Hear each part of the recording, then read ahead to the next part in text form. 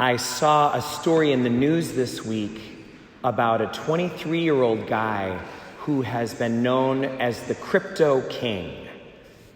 He's from outside of Toronto, and he has invested millions and millions of dollars and people's money in the cryptocurrency market. And it was a big, big business until this summer when the market crashed. So now the Canadian government has investigated him and has found him guilty of fraud. And he owes $35 million to his investors. And of course, getting that money is no easy task.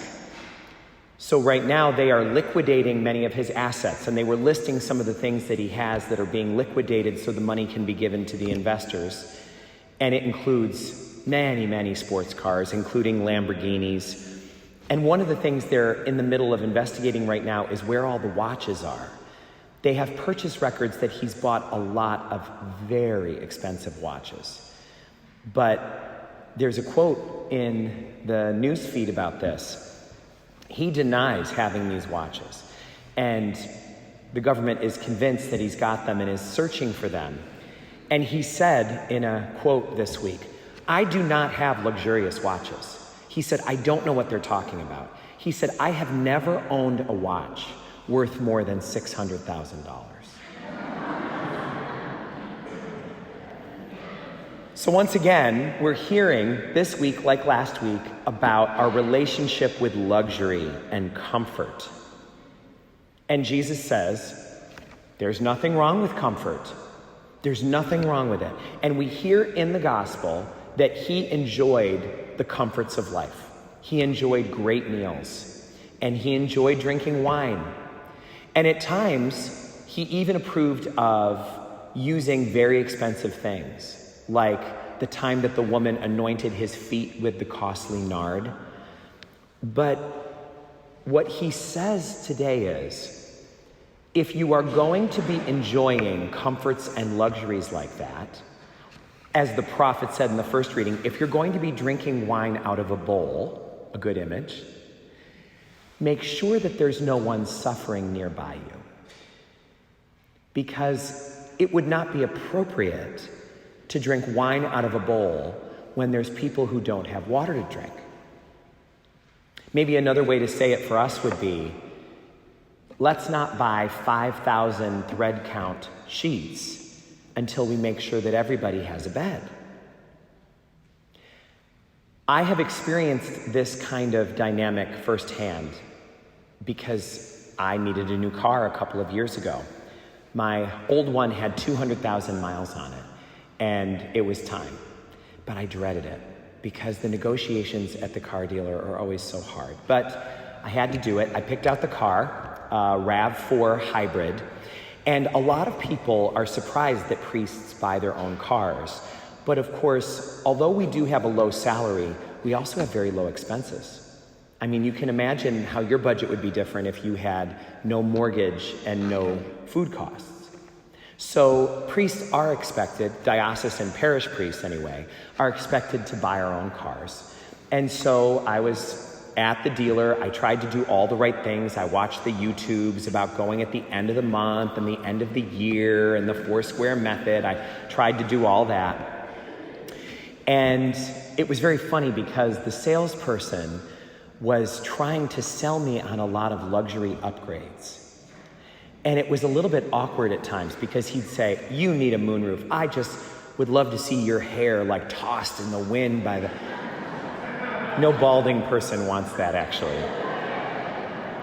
Come on, you want those heated seats. Just imagine in the mornings when you're getting on that commute from the rectory to the rectory, and just get in those heated seats. And I had to stop him when he got to the sports striping. Because I said, at the time I was serving 2 parishes south of Albany, I said, I am a priest in a blue-collar town.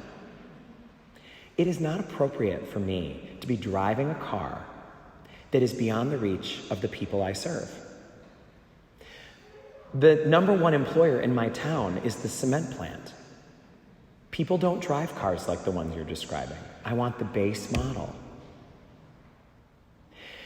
You know, in our culture, we talk a lot about keeping up with the Joneses. But it's sometimes more important to stay at or below the Joneses, because it's not appropriate to be having all sorts of comforts that are beyond the reach of the people that are right nearby. So last week, the way that Jesus said it was, you can't serve two masters. You can't serve God and mammon, which is kind of a catch-all phrase for all of the comforts of life. You can't serve both of those. And so he is saying to us today, comforts are fine and they have their place, but we can never, ever love things more than people or luxuries more than relationships. If we are there, then we know we're off track. That's never the way it should be. And a lot of us, we get sucked into this very subtly, because what we do is advertising works on us, and then we start buying the car that is the very highest reach when it comes to the payments. And we get the car that the payments are just at the top of what we can afford. Or we buy the house in the neighborhood that is our dream house, but the mortgage payments mean that we have no money for anything else. We are just hustling to pay that mortgage every month, which means that when someone comes up to us and says, "Do you have a dime?" we literally mean it when we say no. But that's not how we're supposed to live, with no margin. We're not supposed to live our lives in a way that we have nothing to share with someone in need. That's not the way that a Christian is supposed to manage money. We can't serve God and mammon.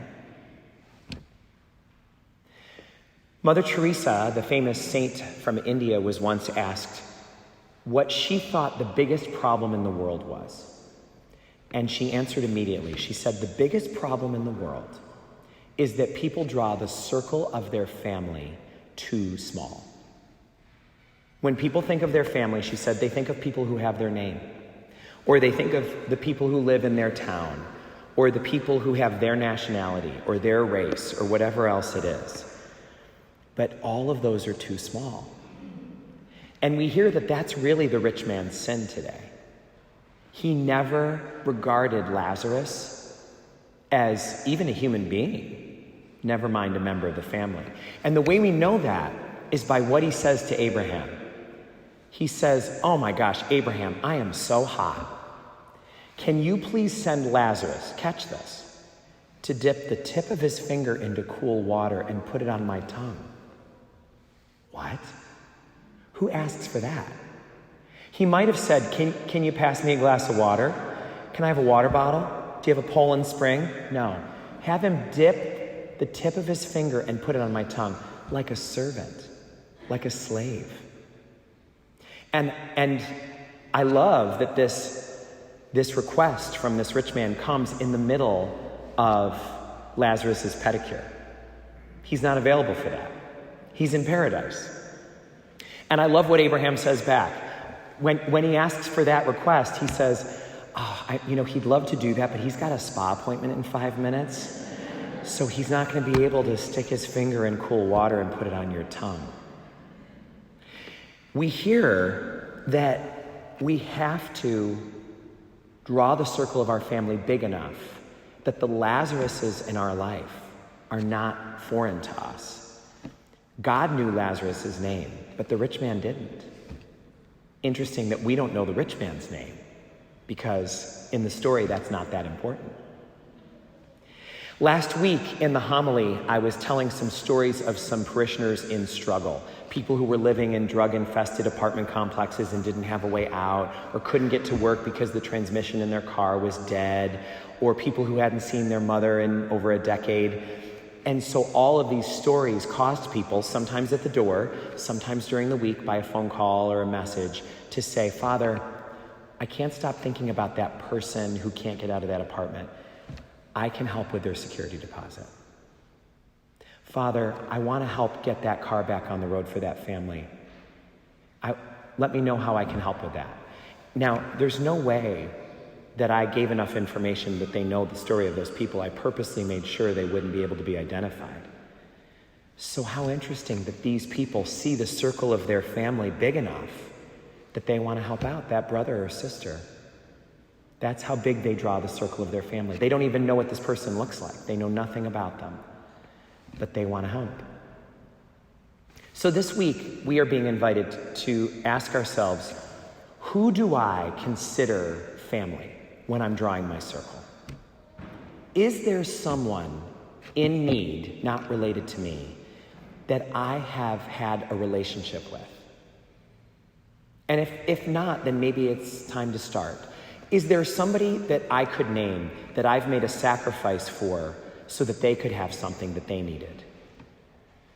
Have I gone without so someone else can have? On Judgment Day, would I have somebody who would testify, oh yeah, I know him, I know her, would call us by name, hey, over here. Oh yeah, God, let them in. They're wonderful. They helped me all through my life. Do we have someone who would testify like that? Because we're hearing that that is really something that God deeply cares about. What a pity it would be for us to make it to the gates of heaven and then say, what do you mean luxury? I've never even owned a watch worth more than $600,000. There's nothing we could buy on this earth that is more precious than family. So let us be willing to expand the circle of our family. Let it become so large that there's room within our circle for the whole world.